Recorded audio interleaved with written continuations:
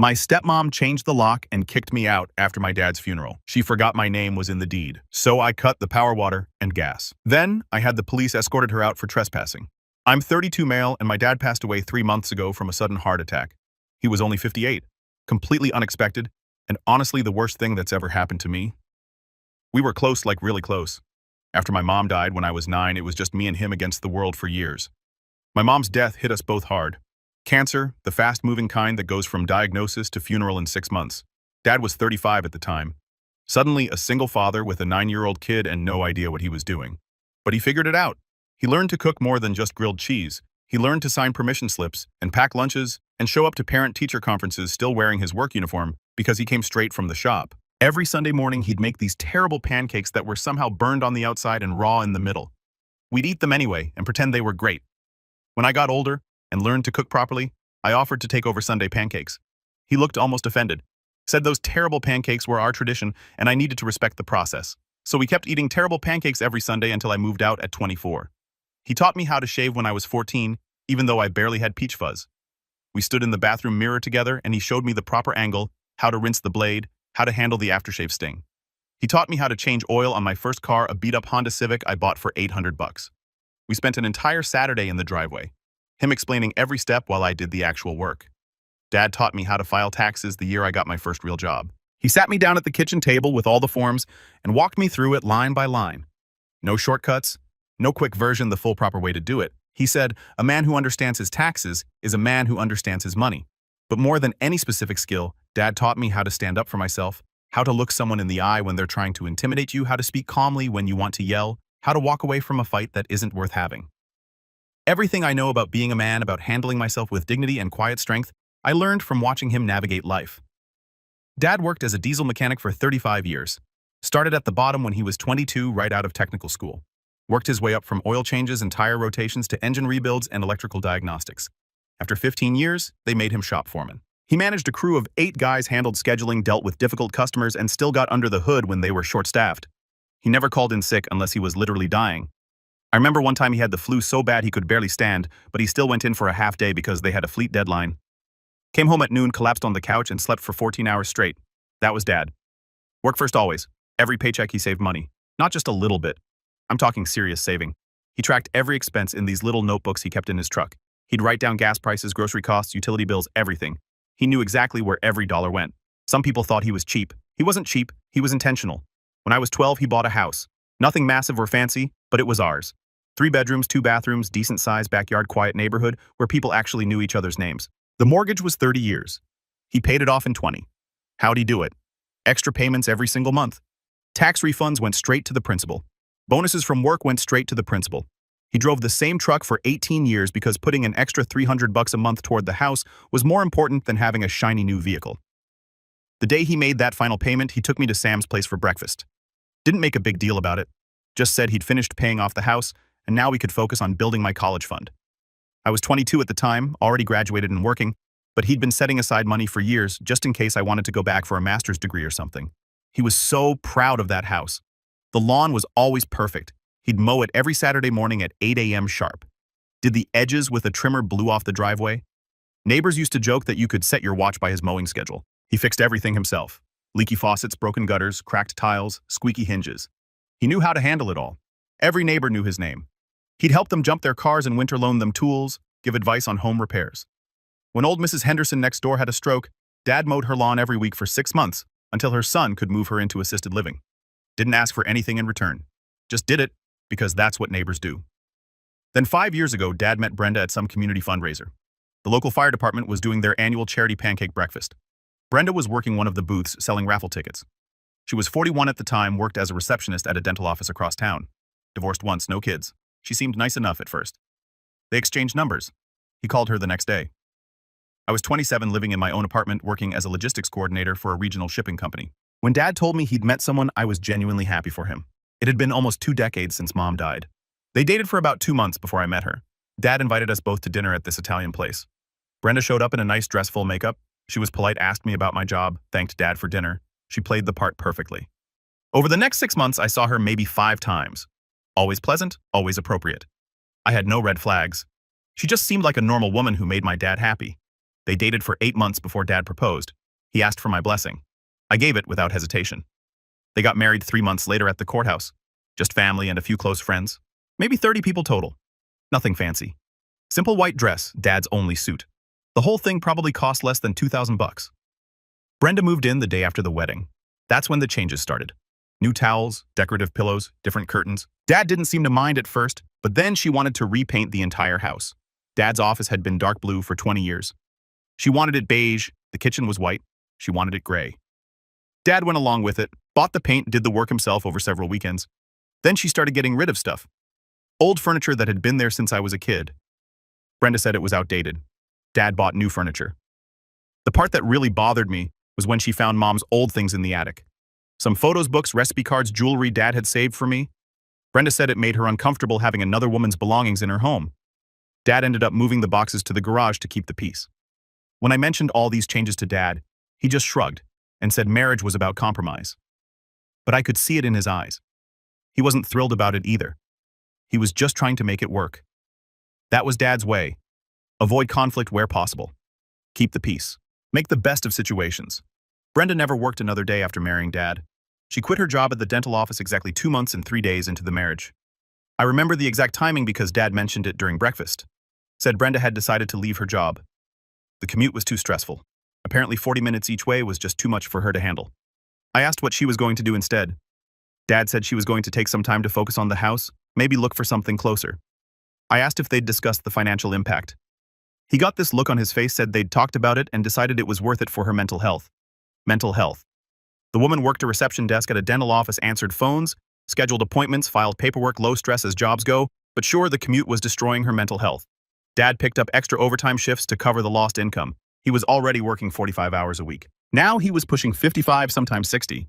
He'd come home exhausted, grab something to eat, and pass out on the couch by 9 p.m. Meanwhile, Brenda was fresh as a daisy because she'd spend her day doing whatever people who don't work do. I never saw her look for another job. Not once in 5 years. Oh, she'd mention it occasionally. Say she was keeping her options open.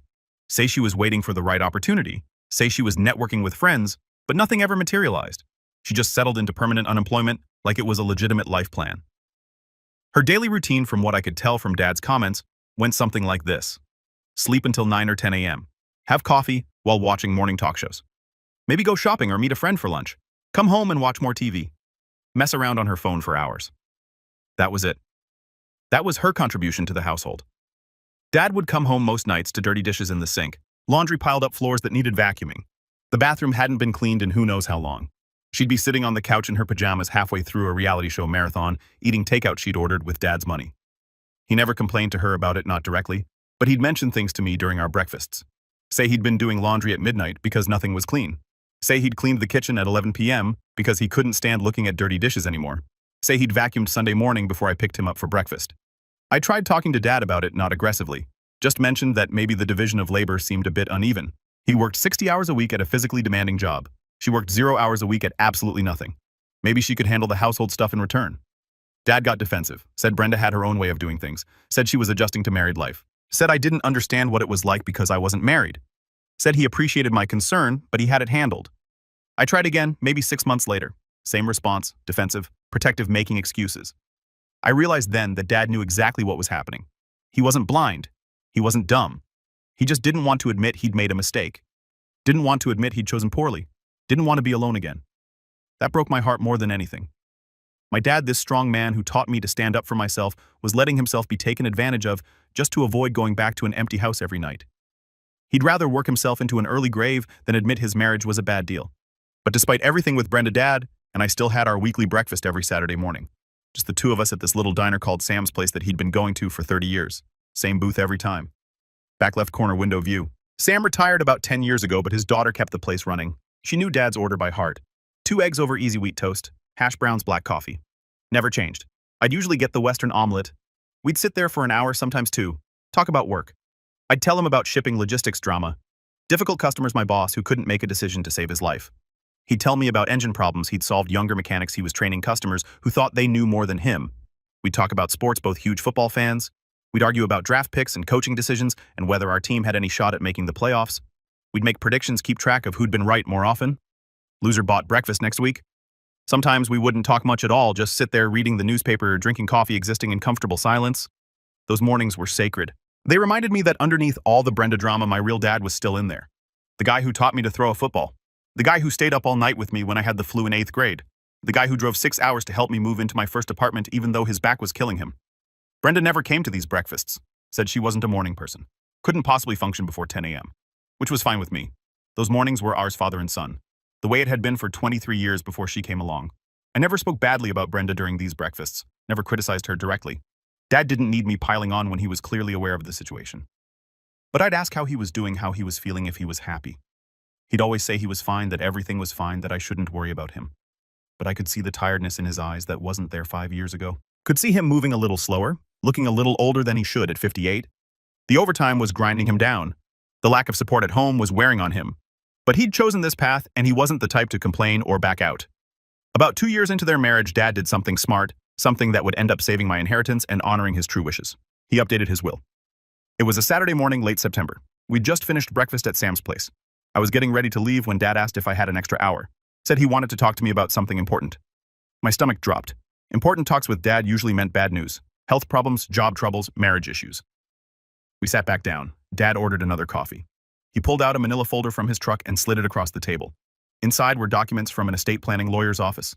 A new will trust documents beneficiary forms. He explained everything methodically. The way he explained how to change brake pads or file taxes step by step, clear and detailed. The house would go to me. Full ownership, no strings attached. Brenda would have the right to live there for 6 months after his death to give her time to figure things out. But after that, the property was mine to do with as I wanted. She couldn't sell it, couldn't mortgage it, couldn't claim any ownership stake. His truck, a 2015 Ford F-150 he'd bought new and maintained perfectly, would go to me. He knew I'd take care of it the way he did. His retirement accounts built up over 35 years of steady contributions and careful investing would go to me. He had about $340,000 in his 401k. Not a fortune, but a solid nest egg for someone who'd never made more than $70,000 a year. His life insurance policy, a $200,000 term policy he'd kept since I was born, would be split. Brenda would get $25,000 as a one-time payment to help her get on her feet. The remaining $175,000 would go to me. He'd also set up a small checking account with about $15,000 that would go directly to me for estate expenses, funeral costs, probate fees, lawyer fees, whatever was needed to handle everything properly. The most important part, he named me as the executive of his estate. Full authority to manage everything, distribute assets according to the will, pay off any remaining debts, handle all the paperwork, close accounts, transfer titles, everything. I asked him why he was doing this now. Why the sudden urgency? He was only 56, healthy as far as I knew. No major health problems. Dad took a long drink of his coffee, stared out the window for a minute, then looked me straight in the eye. Said he'd been thinking about mortality a lot lately. Guys he worked with were having heart attacks, getting diagnosed with cancer, dropping dead with no warning. He'd seen 3 coworkers die in the past year, made him realize he needed to get his affairs in order. Then he said something I'll never forget. He said Brenda was his companion, his wife, and he cared about her. But I was his son, his blood, his legacy. Everything he'd built in his life was meant to go to me. The house he'd paid off through decades of hard work, the savings he'd accumulated through careful planning, the life insurance he'd paid premiums on for 32 years. He said Brenda would be taken care of with the $25,000. That was more than generous for someone who'd been in his life for only 2 years and contributed nothing financially to the household. She could use that money to start fresh, get an apartment, build her own life. But everything else was mine because I'd earned it. Not through money, but through being his son. Through all the years, it was just us against the world. Through every Sunday pancake, every Saturday breakfast, every life lesson, every shared memory, I was his real family. Everything else was just temporary companionship. I got emotional right there in the booth, tried to play it off, but my eyes were wet. Dad reached across the table and grabbed my shoulder. Said he was proud of me. Proud of the man I'd become. Proud that I'd turned out honest and strong and capable. Said he trusted me to handle his estate properly when the time came. I asked if Brenda knew about any of this. He said no. Said it would just cause unnecessary drama and fighting while he was alive. He'd rather avoid that conflict and deal with it when it actually mattered. He asked me to keep it quiet, not tell anyone, not mention it to Brenda if we ever talked, just keep the information to myself until it was needed. I agreed. It was his decision to make his estate, to plan his life, to live how he saw fit. We went to the lawyer's office the following Tuesday. A guy named Robert Chen, who specialized in estate planning, nice office professional staff, clearly knew his stuff. We spent 2 hours going over everything, making sure every document was proper, every signature was witnessed, every form was notarized. Robert explained Washington state law regarding estates, wills, and spousal rights. Confirmed that Dad's approach was completely legal. A spouse can't automatically claim everything just because they're married. The deceased's will takes precedence as long as it's properly executed and doesn't violate specific legal protections. In Washington, a surviving spouse is entitled to a certain percentage of community property. But Dad's house was purchased before the marriage. His retirement accounts were built before the marriage. The truck was purchased before the marriage. These were separate property, not community property. Therefore, he could leave them to whoever he wanted. The life insurance policy was a bit different since he'd paid some premiums during the marriage, but because he was leaving Brenda the $25,000, no court would see that as him leaving her destitute. It was a reasonable provision for a spouse of 2 years. Robert filed everything with the county. Original will went into Dad's fire safe at home. I got certified copies of everything. The estate plan was official and legally binding. Dad made one more request before we left the lawyer's office. He asked Robert to include a letter of instruction with the will. Not legally binding, just a personal message explaining his decisions in case there were questions or challenges after his death. The letter explained that he loved Brenda and hoped the money he left her would help her build a good life.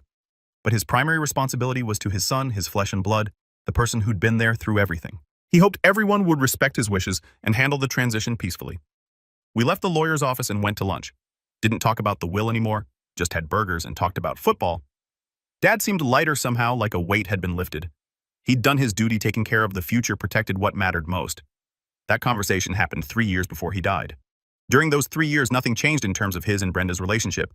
She still didn't work, still didn't clean, still treated his house like her personal shopping mall to redecorate whenever she felt like it. And Dad still worked overtime to fund her lifestyle while slowly wearing himself down. But I had peace of mind, knowing that when the time came, everything would be handled properly. Dad's wishes would be honored. His life's work would go to the person he actually wanted to have it. I never told a single person about the will. Not my girlfriend at the time, not my close friends, nobody. Dad trusted me with that secret and I kept it locked down. The heart attack happened on a Tuesday morning. Dad was at the shop working on some fleet truck when he just collapsed. Coworkers called 911 immediately. He was dead before the ambulance got there. Massive coronary event. The doctor said he probably didn't feel much, that it was quick small comfort when you just lost your hero. I got the call at work around 10:30 a.m. It was Brenda crying, barely coherent. She told me Dad was gone. I left work immediately, drove to the hospital, and spent the next hour in complete shock in the waiting room. Brenda was there playing the grieving widow role to perfection, crying loudly, hugging people, making a scene. Meanwhile, I just sat there numb, trying to process that my father was actually gone. The funeral was 3 days later. Big turnout. Dad knew a lot of people from work, the neighborhood, his mechanic days. Brenda wore black from head to toe. Had this dramatic veil thing going on. Sobbed through the entire service. Everyone kept telling her how strong she was being. Meanwhile, I gave the eulogy and shook about 200 hands while feeling completely hollow inside. After the funeral, I took a week off work to handle estate stuff. This is where things got interesting. I called Brenda the day after the funeral to schedule a time to go through Dad's papers and start the probate process. She told me not to worry about it, that she'd handle everything, and I should just focus on grieving. Red flag number 1. I explained that I was the executive and legally needed to be involved.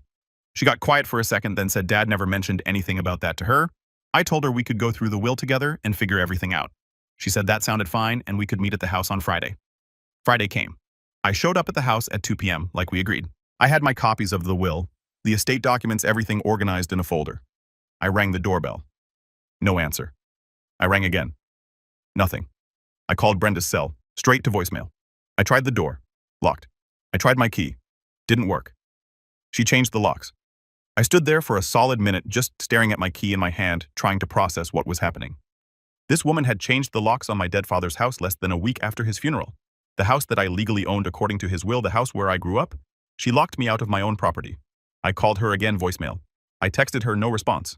I walked around the house checking windows. Everything was locked tight. Her car was in the driveway, so I knew she was home. She was just ignoring me. I sat in my truck in the driveway for about 20 minutes running through my options. I could call the police, but without being able to prove ownership right now, that might not go anywhere. I could get a lawyer involved, but that would take time and money. Or I could handle this myself. See, what Brenda forgot in her little power play was that I wasn't just some random person, I was the executive. I had legal authority over this estate, and more importantly, I had copies of every important document, including the deed to the house, all the utility account information, and access to Dad's financial accounts. Since I was listed as a beneficiary and executive, I drove home and spent the evening making a plan. Dad taught me that when someone disrespects you, you don't get mad. You get methodical. You think it through, and you handle it properly. First thing Saturday morning, I went to the county clerk's office, brought my copy of Dad's death certificate, the will, my executive documents, and my ID, filed everything official, got certified copies made. The clerk was super helpful, explained the probate process, and confirmed that yes, I was legally the executive and yes, the will was valid and properly filed. Then I called Dad's estate lawyer, left a message explaining the situation. He called back Monday morning, said what Brenda did was potentially illegal depending on how we wanted to play it, and that we should schedule a meeting to discuss options. We set it for Wednesday, but I wasn't waiting until Wednesday to make my move. Monday afternoon, I started making phone calls. First call was to the electric company, explained I was the executive of the estate, provided all my documentation via email, and requested that service to the property be disconnected due to non-payment authorization. See, Brenda wasn't on the account. Dad's name was on everything, and as executive, I had authority to make changes.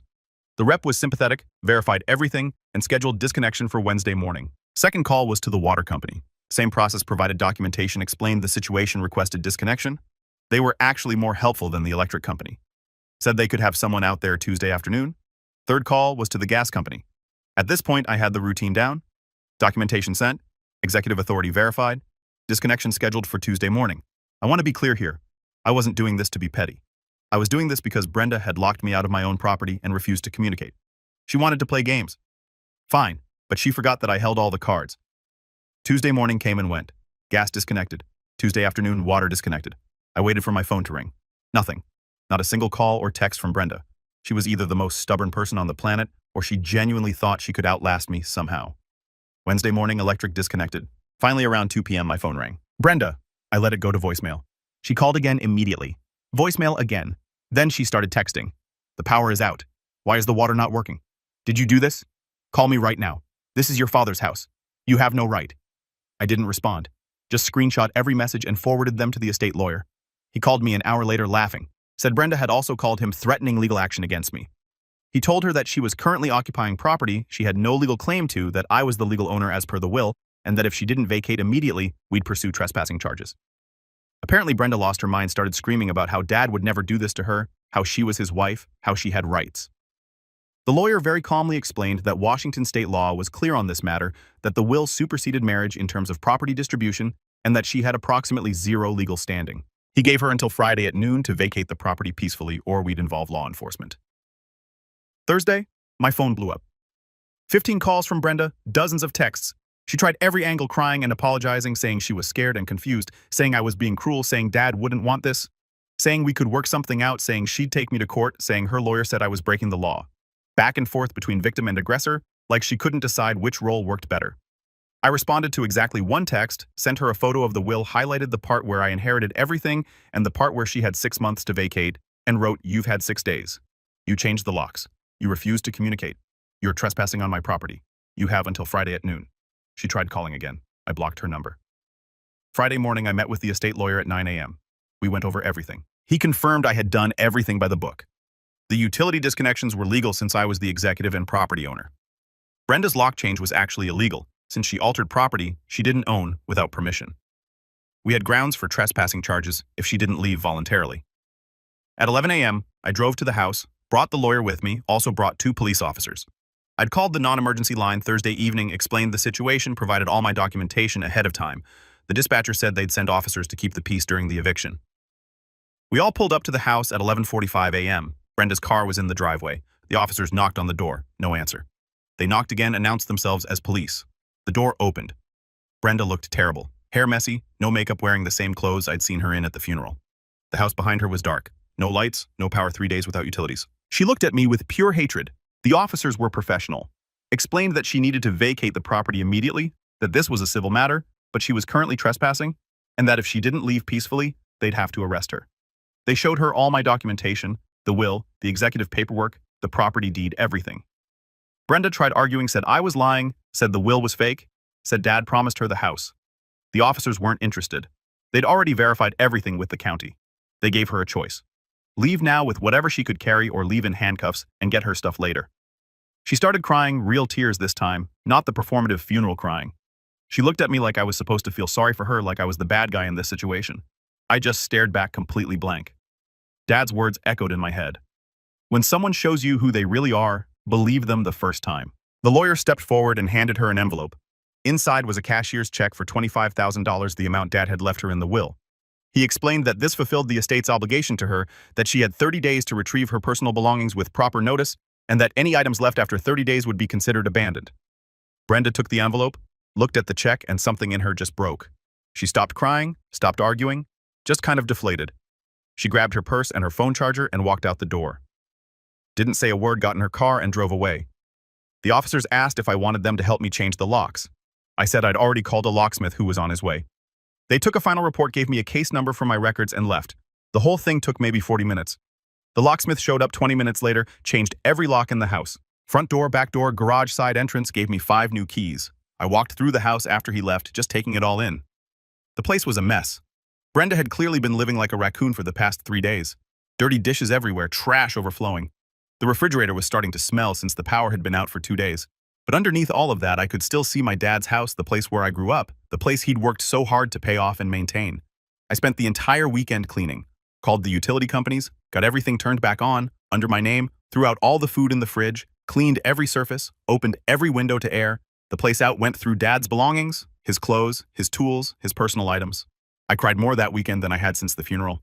I found Dad's fire safe in his closet. Inside was the original will, his passport, the deed to the house, and a letter addressed to me. The letter was dated from 2 weeks before he died. It said if I was reading this, it meant he was gone and I was handling his estate. He wrote that he was proud of me, that he trusted me to do the right thing, and that he hoped I'd keep the house and remember all the good times we had there. He also wrote about Brenda, said he knew the marriage wasn't perfect, that he wasn't blind to her faults, but that he'd chosen companionship over loneliness and didn't regret it. He hoped she'd be taken care of with the money he left her, but he knew she wasn't responsible enough to manage property or significant assets. That's why everything went to me, because he trusted me because I was his son. I sat on the floor of his bedroom, reading that letter probably 10 times. Then I put it back in the safe for keeping. Over the next few weeks, I handled all the probate stuff. It took about 2 months total to get everything finalized. The house officially transferred to me. Dad's retirement accounts got distributed, life insurance paid out, everything went exactly according to the will. Brenda tried contacting me a few more times over the next couple weeks, left voicemails saying she needed more time to get her stuff, sent texts asking if we could talk, even tried showing up at my work once, but security didn't let her past the front desk. I had the lawyer handle all communication. We scheduled 3 separate appointments for her to retrieve her belongings. She showed up to one of them with her sister, grabbed some clothes and personal items, spent maybe 30 minutes in the house and left. The other 2 appointments she just didn't show up for. Everything else she left behind. Furniture she'd bought, decorations, kitchen stuff, clothes in the closet. I ended up donating after the 30-day window closed, called a local charity, they sent a truck, took everything. I kept receipts for the tax deduction. I heard through the neighborhood grapevine that she moved in with her sister 2 towns over. Apparently told everyone I'd stolen her house and left her homeless. Some people believed her. Most people who actually knew Dad didn't buy it for a second. I decided to keep Dad's house. Took about 3 months to fully move in and make it mine. Got rid of all of Brenda's changes, repainted walls back to Dad's colors, put his favorite recliner back in the living room, hung up old family photos, turned it back into the home I remembered. I still live here now 6 months later. Every morning I have coffee in the kitchen where Dad taught me how to scramble eggs. Every evening I sit on the back porch where we used to watch football games. The house is paid off, so my only expenses are utilities and property tax. I'm able to save a ton of money now. Some people might think what I did to Brenda was harsh, that cutting off utilities was extreme, that I should have been more understanding. But she showed her true colors the second Dad died, changed the locks and tried to steal what wasn't hers. Dad taught me to stand up for myself, to handle my business properly. That's exactly what I did. I followed the law. I executed his will. I protected what he worked his entire life to build. If Brenda had approached this differently, maybe I would have given her more time, but she made her choice. She chose to be greedy. She chose to dishonor Dad's memory. So I responded the only way that made sense. Swift, legal, and final. The last time I saw Brenda was about 2 months ago at the grocery store. She saw me, turned white, and literally abandoned her cart. Just left the store. I finished my shopping, went home, and started planning my next moves. Week 1 after the eviction, I had a professional cleaning crew come through. The place was disgusting. They deep cleaned everything. Cost me $600, but it was worth it. Week 2. I started moving my stuff in, brought over furniture, piece by piece, started setting up each room the way I wanted it. Week 3, I went through all of Dad's belongings kept. What mattered, his work boots, favorite shirts, his tools, the photo albums donated, the rest found his fire safe in the bedroom closet. Inside was the original will, the house deed, and that letter. Also found about $3,000 in cash, Dad's emergency fund. I used it to cover moving expenses. By week 6, the house was fully mine, everything transferred, all accounts closed, all paperwork filed. The probate wrapped up faster than expected. The lawyer said it was one of the cleanest estates he'd handled in years. I kept Dad's truck with 140,000 miles that ran perfectly. Sold my old sedan and started driving it daily. The retirement money, about $340,000 after taxes, I rolled into my own accounts.